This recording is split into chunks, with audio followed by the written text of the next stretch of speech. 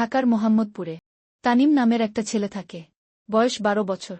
ছুটির দিন মানেই গেম খেলে খেলে দিন কাটায়।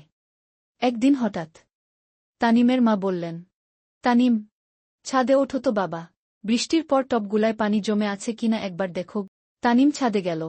টব, ড্রাম, সবখানেই পানি জমে আছে। আর সেই পানিতে চুপি চুপি ঘুরে বেড়াচ্ছে মশার লার্ভা। তারপরও কিছু না করেই নিচে নেমে এলো। 2 দিন যেতে না যেতেই তানিমের শরীর খারাপ।